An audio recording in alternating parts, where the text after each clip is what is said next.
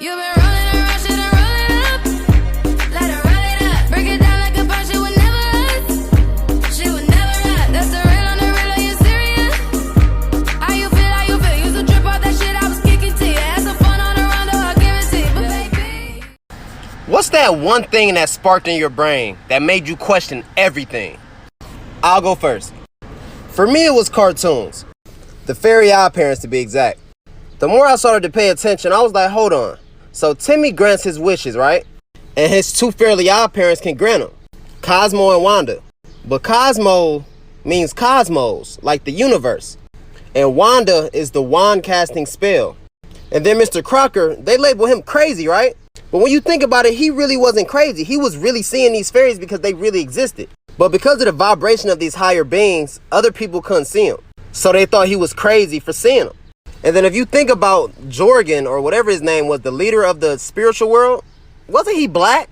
That's when I started realizing that they tell us everything in TV shows and movies, especially cartoons. Don't even get me started on Marvel or X-Men. They literally lay out everything for us. If you want to have a conversation, come on. What's that one thing that sparked in your brain that made you question everything? That when I got to the age where my parents had me, I realized that they didn't know what the hell was going on either. And then realizing their parents probably didn't know what the hell was going on either. And that all of our parents probably just put on the front their whole life trying to show us that they understand the world and got life figured out, when internally they didn't have a damn clue. We're all just figuring it out. What's that one thing that sparked in your brain that made you question everything? Religion. When I was like 7, I started wondering, like, how could have God designed me, like purposely designed me? Like everything about me was a decision. He knows what I'm going to do, what I will do, what I ever did. But then somehow, even though he created me to be a specific way, I can still somehow fuck up and end up in hell? It didn't make sense. And then also, it makes prayer not make sense. Because why are you praying when he already knows what was going to happen and what will happen to you? So it's technically whatever you're going through right now was supposed to happen to you. So why are you calling? So then it made me think like, oh, if there is a God out there, I kind of imagine it to be more like a mad scientist type. Just impersonal. Like you were made and now go live, and I'm not really concerned with my project that was already completed because it's complete. It should be taking care of itself. Why should I check in on it? If I have to check in on it, it's a failed experiment. That one thing that sparked in your brain that made you question everything. Ooh, it was the question I started asking myself, usually about something that I thought that I wanted. I started asking myself, do I actually want it in the way that I'm imagining it? Or is there a distilled version of it that I actually want? Here's an example. I used to be really jealous of the big houses that were down by the lake in Seattle. I used to think, oh my gosh, they're so lucky to wake up somewhere so beautiful. I have this thing about cities in the morning when no one's out yet. They can just walk across the street and go swimming in the lake if they want to. Aha! I wasn't jealous of that lifestyle that realistically I will never, ever, ever be able to afford. I was jealous of that specific experience that I associated with only being available to that lifestyle. What did I do? Threw my shit in the car, went and slept in a parking spot next to that beach. I woke up there with my dogs on a Tuesday morning, and I went swimming in that lake before I went to work. That day put me on a new path for the rest of my life because I figured out the question to ask. What's that one thing that sparked in your brain that made you question everything? If Adam and Eve was the first people on earth, who did Cain and Abel marry? And y'all better not tell me they sisters. Incest is not okay now? You think it was okay then? You see the contradiction? That just means there's already people here. But y'all don't want to hear that. That God created a hell. Nah, we in hell right now on earth. You got cancer, HIV, AIDS, lupus, COPD, hepatitis C, folk killing each other and themselves. All types of foul shit go on here. Christianity is not going to scare me into believing past that point. If Jesus was the ultimate sacrifice and died for our sins, why is there still sin? You know why? Because earth is hell. The same people that enslaved us told us what to believe. And centuries later, we still believe in it. Now, do I believe in God? Of course. But God is within. Yet we look outside ourselves for the answer. Go within, partner. This thing is so much bigger than we know and we even realize. But yet our carnal minds can't comprehend that the universe is eternity. See, when we were slaves, they told us that magic was evil. But yet magic is all through the Bible. But y'all call them miracles. When Jesus raised Lazarus from the dead, he turned water into wine. My guy walked on water. He fed the masses with a couple of fish and some bread. Moses parted the Red Sea with a rod. With a stick, my nigga? They stripped us of who we are, or at least tried to, and make us forget who we are. Remember who you are. What's that one thing that sparked in your brain that made you question everything?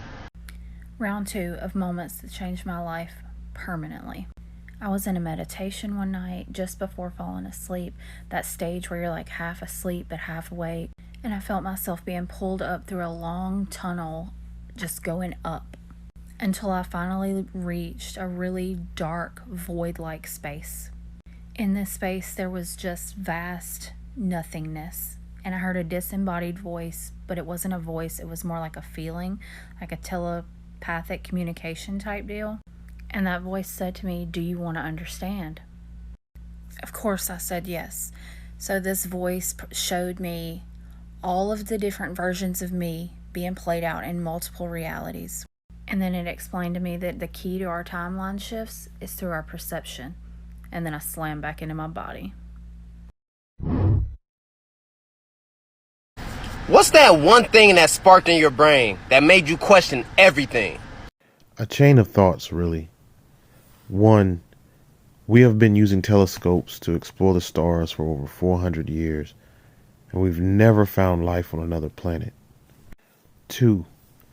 There are more stars in the visible universe than there are grains of sand on our entire planet. 3. On that grain of sand, all 7 billion of us only inhabit 30% of it. 4. From a different perspective, we are so isolated that it's hard to say that we even exist at all. 5. We have no idea where we came from before we were born and no idea where we go afterwards. And with that knowledge, I can't help but wonder why it is that we do what we do as a species. Life could be an anomaly. The only life that could exist in the entire universe could be on this planet. Yet we struggle and we fight and we hate each other when we could all just be free and happy. Because who the hell knows what happens afterwards? This could be it. This could be the greatest thing in the universe, and we just don't care.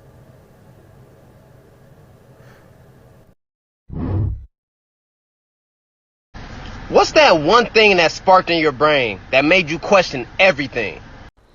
When I learned that most mental and physical ailments are a result of a hormonal or nutritional imbalance. And once you heal the imbalance, then your symptoms typically go away. Also, that inflammation is present in every single ill person on the face of this planet. And if you can reduce your inflammation, you can reduce your symptoms. This all came from a moment when I learned that The witch trials were actually created as a way to demonize a group of women who at the time were healing people's ailments, mental and physical ailments, with herbs, plants, and different foods in general, natural foods.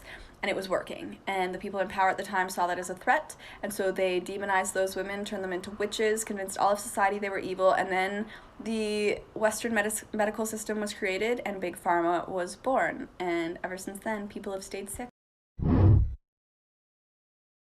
What's that one thing that sparked in your brain that made you question everything? I think it was the time that I almost got beat up by gay bodybuilders.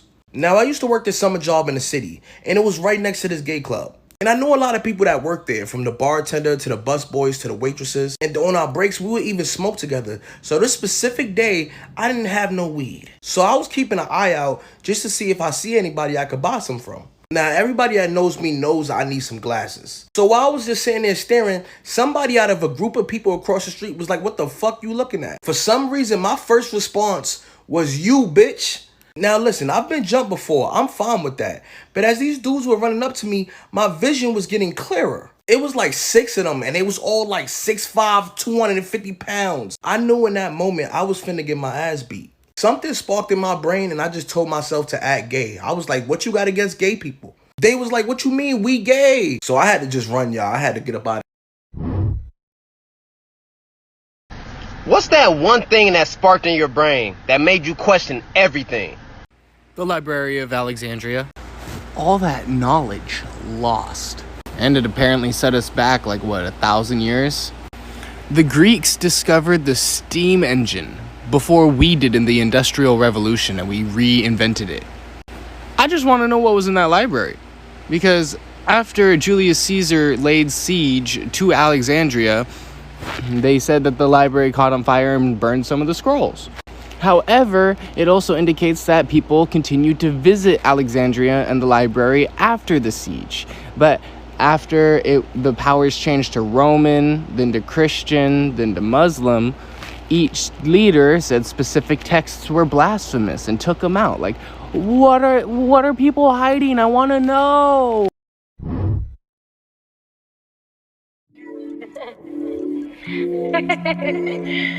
This bitch gonna make me